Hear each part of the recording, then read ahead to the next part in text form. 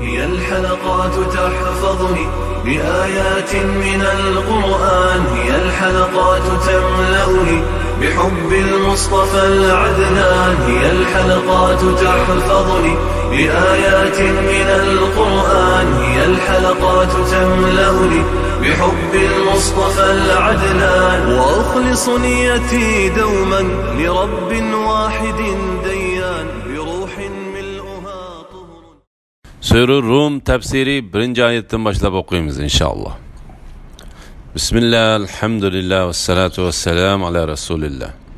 Esselamu aleyküm ve rahmetullahi ve berekatuh. Tüvendi dehtanlığa İbn Kathir rahimahullah'ın Kur'an-ı Kerim tefsiri Uygurca tercümesi Rum suresi 1. ayetinden başlayıp okuyumuz inşallah. Euzubillahimineşşeytanirracim. Bismillahirrahmanirrahim. Nihayeti şefkatlik ve mehriban Allah'ın ismi bilen başlayayım. Rum suresi Mekke'de nazil bolgan 60 ayet. Nihayeti şefkatlik ve mehriban Allah'ın ismi bilen başlayayım. Elif, Lam, Mim. Rumlukla yakın bir cayda yenildi. Ular yenilgenden keyin bir qancha yil ichida yengidi. İlgari ve keyin hamma ish Allohning boshqarishidadir. Bu kunda mu'minlar Allohning bergan yordami bilan xushal bo'ladi. Alloh xohlagan kishiga yordam beradi. Alloh g'olibdir. Mu'minlarga nihoyat mehribondir. Alloh ularni g'olib qiladiganligini va'da qildi. Alloh va'dasiga xiloflik qilmaydi.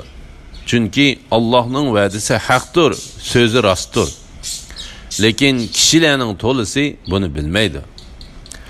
Ular hayatı dünyanın taşqi görünüşünü bilidi. Ular ahiretten, yani ahiret işide oylanışdan ve ahiret için işleşten gafletlidir.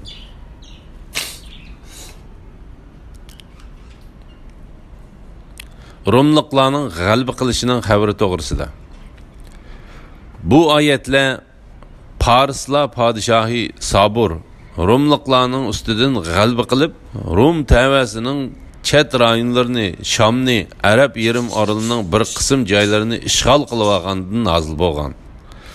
Sabur Rum padişahı Herakilni chekinishga majburlab, uni Konstantiniyega qistab bordi va uni Konstantiniyada uzoq muddat muhasirga oldi.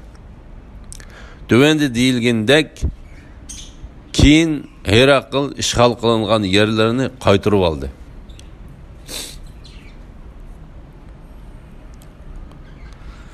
İmam Ahmad ibn Abbas radhiyallohu anhumaning mundaq deganligini rivoyat qiladi. Alif Lam Mim Rumluqlar yaqin bir joyda yengildi degan oyati haqida mundaq deganligini rivoyat qildi. Rumluqlar yengildi ve yendi. Müşriklar Parislarning Rumluqlarning ustidan g'alaba qilishini xohlaydi. Chunki Parislar butlarga cho'qinatdi. Musulmonlar Rumluqlarning Parislarning ustidan g'alaba qilishini xohlaydi. Chunki ular ahli kitob edi. Rumluqlarning yengilgan xabari Abu Bakrga yetkazildi. Abu Bakr bu xabarni Payg'ambar alayhisolamga yetkazdi. Payg'ambar alayhisolam "Ammo Rumluqlar kelgusida cho'qim g'alaba qiladi" dedi. Abu Bakr buni mushriklarga yetkazdi. Ular undaq bo'lsa biz aramizda vaqt belgilayli. Agar biz utib chiqsak, falani pustani ishlar bizning bo'lsin. Agar sizlar o'tib chiqsanglar, palani pokon ishlar sizlarning bo'lsin dedi. Abu Bakr 5 yilni belgiladi. Biroq Rumluqlar g'alaba qila olmadi. Abu Bakr bu ahvolni Payg'ambar alayhisolamga aytdi. Payg'ambar alayhisolam bilginki 10 yildan tuvanroq vaqt belgilasang bo'pti-kan dedi. Shundan keyin Rumluqlar g'alaba qildi. Bu ahvol Allah Teala'nın tövendeki ayetinde ifadelendi. Alif lam mim. Rumliqlar yaqin bir joyda yengildi. Ular yengilgandan keyin bir qancha yil ichida yengidi. Ilgari va keyin hamma ish Allohning boshqarishidadir. Ilgari keyin hamma ish Allohning boshqarishidadir. Bu kunda mu'minlar Allohning bergan yordam bilan xushal bo'ladi. Allah xohlagan kishiga yordam berdi. Allah g'olibdir. Mu'minlarga nihoyat mehribondir.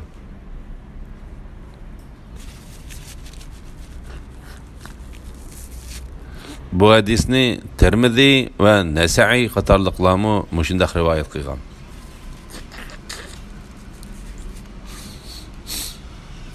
Bu haqda yana bir hadis rivoyat qilingan. Imom Tirmizi Niyar ibn Mukram Aslamining mundaq deganligini rivoyat qildi. Alif lam mim. Rumliqlar yaqin bir joyda yengildi. Ular yengilgandan keyin bir qancha yil ichida yengidi degan oyat nozil bo'lgan bu kunlarda Farislar Rumliqlarning ustidan g'olib edi. Musulmonlar Rumliqlarning Farislarning ustidan g'olib bo'lishini yaxshi ko'radi. Chunki Rumliqlarmu musulmonlarga o'xshash kitob berilganlardan edi. Alloh taolo bu vaqtda mundaq deydi: Bu kunda mu'minlar Alloh taolaning bergan yordam bilan xushal bo'ladi. Alloh xohlagan odamga yordam beradi. Alloh g'olibdir. Nihoyat mehribondir. Qurayshlar Farislarning g'alaba qilishini yaxshi ko'radi. Chunki Farislar ahli kitobdan emas bo'lib, shirk aqidada edi. Allah bu oyatni nozil qilgan chaqda Abu Bakr chiqib Makka ko'chalarida unlik ovoz bilan Alif lam mim. Rumliqlar yaqin bir joyda yengildi. Ular yengilgandan keyin bir qancha yil ichida yengidi deb to'g'lidi. Qurayshdan bir turkum kishilar Abu Bakrga: Bu ish aramizda mundaq bo'lsin. Sizlarning hamrohinglar Rumliqlarning bir qancha yil ichida Farislarni yengidiganligini aytdi. Biz sen bilan bu ishda do't tikishamdoq dedi. Abu Bakr bo'ldi dedi. Bu ish do't tikishish cheklanishdan burun bo'lgan edi. Abu Bakr bilan mushriklar do't tikishdi va do'g'i tikilgan narsalarni o'ttirib qo'yishdi. Ular Abu Bakrga: Muddatni 3 yildan 9 yilgacha bo'lgan araliqda qancha yil qilamiz? Sen aramizda o'ttirahal bir muddatni degan, biz uningga qo'shilaylik dedi. Bunda qilib ular orasidagi muddatni 6 yil qilib bekitdi. Rumliqlar g'alaba qilishdan burun 6 yil tugab qoldi. Mushriklar Abu Bakrning do'g'i tikkan milini ilib ketdi. 7-yil kirganda Rumliqlar Farislarning ustidan g'alaba qildi. Musulmonlar Abu Bakrni muddatni 6 yil belgilaganligi uchun aybladi. Chunki Allah bir qancha yil ichida degan edi. Shuning bilan nurg'un kishilar islomni qabul qildi. Rumliqlarning kimlar ekanligi to'g'risida bu oyat Karimlarning so'zliklari haqida azroq to'xtalaydi. Bu oyat Karimlarning so'zliklari haqida azroq to'xtalaydi. Allah Taala mundaq deydi: Alif lam mim. Rumliqlar yengildi. Suralarning beshidagi uzib o'qiladigan alif ba harflari haqida Sura Baqaraning 5ida so'zlangan edi. Ammo Rumliqlar degan so'zga kelsak, ular Ishoq ibn Ibrohimning o'g'li Aysining naslidandir. Ular İsrail avlodining tog'isining bolalari bo'lib, Asparning avlodlari deb atildi. Ular Yunan dinida edi. Yunanlıqlar Nuhning o'g'li Yafasning naslidan bo'lib, Turkning tog'isining avlodi edi. Ular 7 sayyara yulduzlarga cho'qinatdi. U yulduzlar al-mutahayyara deb ataladi. Ular shimol qutbga qarab namoz o'qiydi. Damashq shahrini ular qurgan bo'lib, uningdagi ibodatxonani ular sog'gan edi. Ibodatxonning shimoliy tarafga shimoliy tarafga qaraydigan bir qancha dona mehrobi bor edi. Rumliqlar Isa alayhissalom payg'ambar qilib avatilgandan keyinmi taxminan 300 yilgacha Yunonliqlarning dinida edi. Sham bilan Arab yerim oralidagi ularga tava yerlarning podshohi Qaysar deb ataladi. Ularning podshohlaridan birinchi bo'lib Xristian diniga kirgan kishi hayronliq Konstantin ibn Qustus ve onun onası Meryem Heylaniye Şedqaniye idi. Meryem oğludan burun Hristiyan dinine kirip ondan oğlunu şu dinine davet kılan idi. Konstantin ilgiri feylasop idi. O anasına ergeçti. Nasaralar Naqiye degen yerde yığın ötküzdü. Şu yığında öz zamanındaki Abdullah ibn Ariyus bilen münazır kıldı. Ular nurgun qitim ixtilaf qilishib, birlikka kelolmagandan keyin ulardan faqat 318 asqof birlashib Konstantinning aqidasini belgilab berdi. Ular bu aqidani buyuk amonat deb atadi. Amaliyotda bo'lsa, u haqiqat razil xiyonat edi. Ular onunğa halal, haram ve başka ular ihtiyaclık bo'lgan narsalarga doir hukm ve qonunlarni muqaddas kitap İncilning nomi bilan belgilab berdi.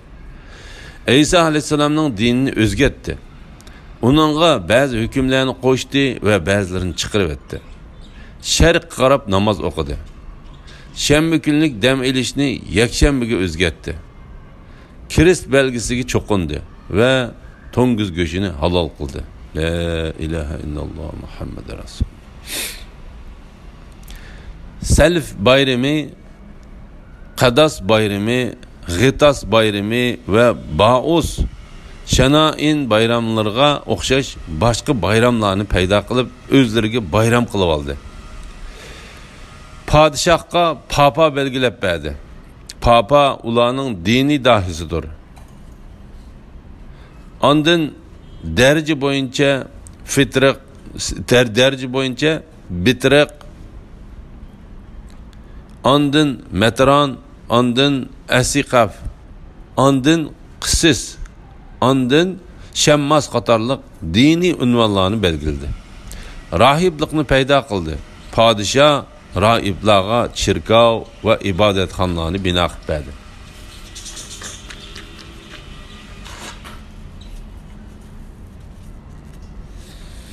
Özünün ismi verilgen şehir Konstantinini tesis kıldı. Eğitilişçe o hayat vaxtida 12 bin çirkav saldırgan ve Beyt-i Lahmi çirkavını mehrablık kılıp saldırgan iken. Onun anası Kumame saldırgan iken. Ulanın dini padişahlık dini dep atılattı. Çünkü ula padişahның dininde idi. Onundan keyin Yaqub Askafining ergeçkichileri Yaqubiya mazhabini, Nestoranning ergeçkichileri Nestoriya mazhabini paydo qildi. Ular nurg'un firqa va jamoalarga bo'linib ketdi. Bu haqda Payg'ambar alayhisalom mundaq degan: Haqiqatan ular 72 firqaga bo'linib ketdi. Buningdan shuni ko'rilishga bo'ladiki, ular Xristian dinida davom qilib kelaverdi. Har bir qaysar o'lsa, o'rniga yana bir chiqatdi. Ularning oxirgi podshohi Herakl edi. U aqlli odam bo'lib, eng hushyor, eng tadbirlik, nazar doirasi keng, fikri o'tkir podshohlardan edi. O büyük alqış, katta dağ-doğa içinde ulağı padişah buldu.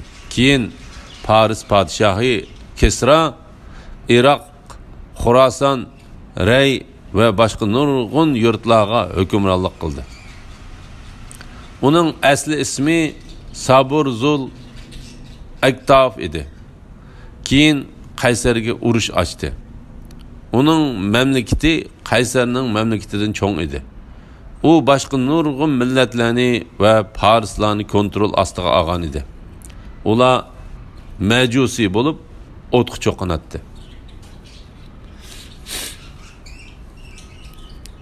Qaysarning Kisroni qandoq yenganligi to'g'risida. Kisra o'zi qo'mondonlik qilib Qaysarning davlatiga hujum qilish orqali uni yengib, mag'lub qildi. Qo'rshavga oldi. Qaysarning qo'lida Konstantin shahridan boshqa birmu shahar qolmadi.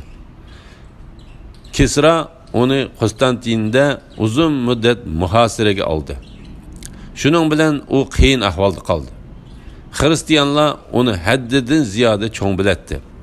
Kisra shaharni ishg'ol qilishga qodir bo'la olmadi. Konstantin pishiq, mustahkam qo'rg'on bo'lganligi uchun bu uning mumkin bo'lmadi. Chunki shaharning yerimi dengizning u tarafida, yerimi bu tarafida bo'lib, ularga u tarafdagilardan oziq-tulik va yordam keladi. Vaqt o'tgan sari Qaysar bir hiyla tepib chiqdi. U dushmanni aldashni to'g'ri topdi.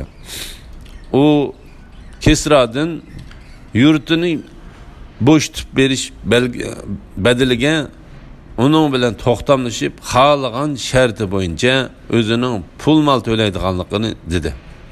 Kisra bu talabni qabul qildi va uningdan dünya padişahlarının birimi qadir bo'lolmaydigan nurg'un boyliqlarni, oltin javharlarni, raxt, didaklar, xizmatchilar va turli nurg'un boyliqni talab qildi.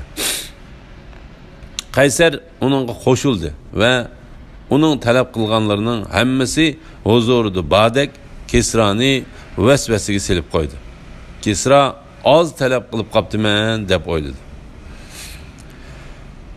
Agar u ikki podshoh birlashsa-mu, bu boyliqning 10dan birini yig'ishga cho'qim qudrati yetmagan bo'ladi. U Kisradan o'zining davlati Shamga va davlat tavasidagi boshqa joylarga berib, u yerda saqlagan dab'i dunyolarini to'plab kelishi uchun ruxsat qilishini so'radi.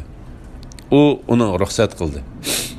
Qaysar Konstantin shahridan chiqishga tamshalganda o'zining tavallarini yig'ib, men haqiqatan askarlarimdan bir qo'shin tuzib, bir ish bilan sirtqa chiqishni niyat qildim. Agar men bir yildan burun qaytib kela olsam, men sizlarning podshohinglar. Agar uningdan burun qaytib kela olmasam, ixtiyor sizlarning. Meni podshoh deb toniyveringlar. Xohlasanglar mendan boshqa podshoh saylayveringlar dedi. Ular agar sen 10 yil yo'qolib ketsangmi, hayotlarda bo'ladi ekansan, sen bizning podshohimiz deb javob berishdi. U Konstantindan chiqqan chaqda o'ttirhal bir otliq qo'shin bilan otlandi.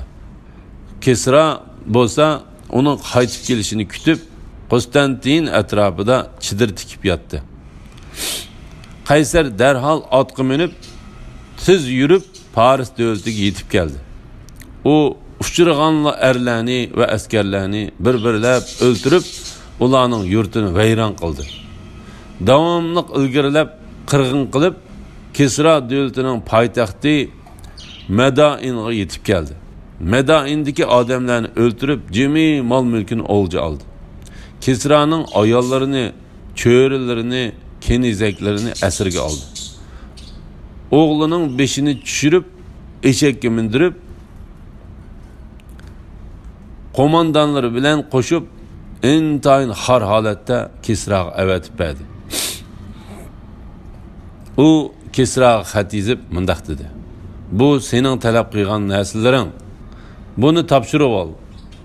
Bu ahvol Kisraga yetib kelganda uni Alloh taoladan boshqa hech kim bilmaydigan tugatkisiz g'am qayg'uga silib oldi. G'am qayg'u besib oldi. Davlat uchun g'azab tashdi.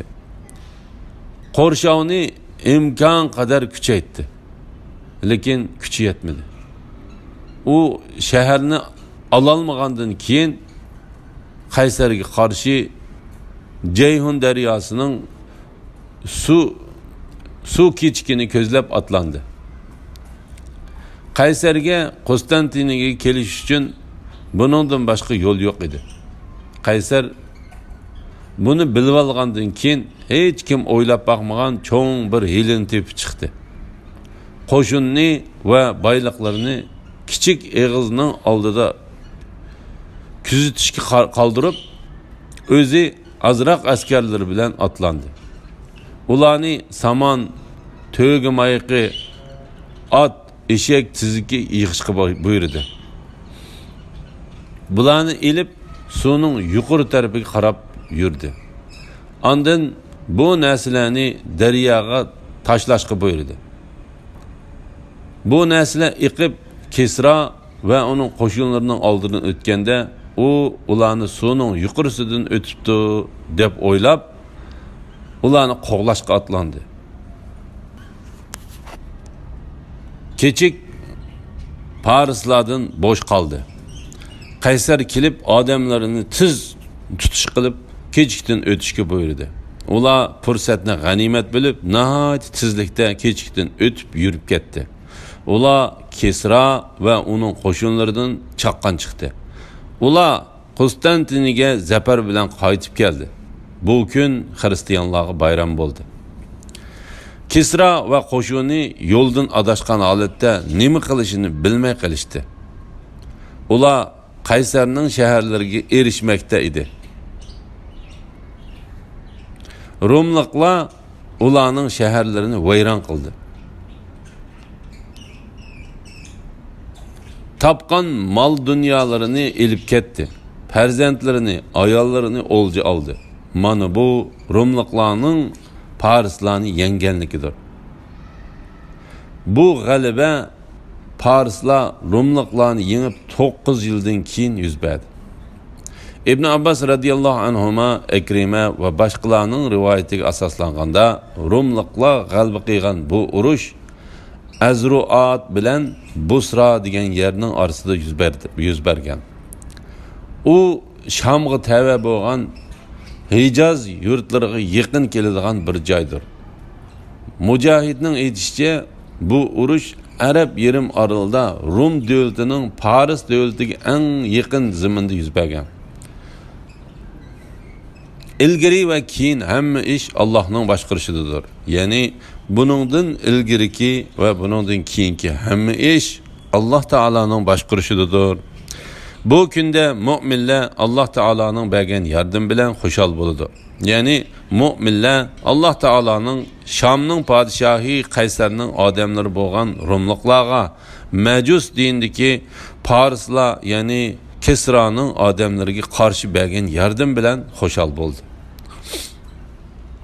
İbn Abbas radiyallahu anhuma Savri, Suddi ve boshqalarga o'xshash ko'p sondagi ulamolarning so'ziga qaraganda Rumliqlarning Parislar ustidan g'alaba qilishi Badr urushi bo'lgan kuni yuz bergan edi. İmam Tirmizi, İbn Jarir, İbn Abu Hatem ve Bazzar qatorliqlar Abu Sa'iddan rivoyat qilgan hadisda mundaq deyilgan. Badr urushi bo'lgan kuni Rumliqlarning Parislarni yengen kunidir. Bu ish mu'minlarni hayron qoldirdi. Mu'minlar buning bilan xushal bo'ldi. Alloh taolo bu kunda mu'minlar Allohning bergan yordam bilan xushal bo'ladi. Allah xohlagan kishiga yordam berdi. Alloh g'olibdir, mu'minlarga nihoyat mehribondir degan oyatidan nozil qildi. İbn Abu Hatem Zubayr Kilabining mundaq deganligini rivoyat qildi. Men Parislarning Rumliqlarni yenginini, ondan Rumliqlarning Parislarni yenginini, ondan musulmonlarning Parislar bilan Rumliqlarni yenginini ko'rdim. Buning hammasi 15 yil ichida yuz berdi. Subhanallah. Allah g'olibdir. Ya'ni düşmanlardan intiqom olishda g'olibdir. Mu'minlarga nihoyat mehribondir. Allah ularni g'alaba qiladiganligini va'da qildi.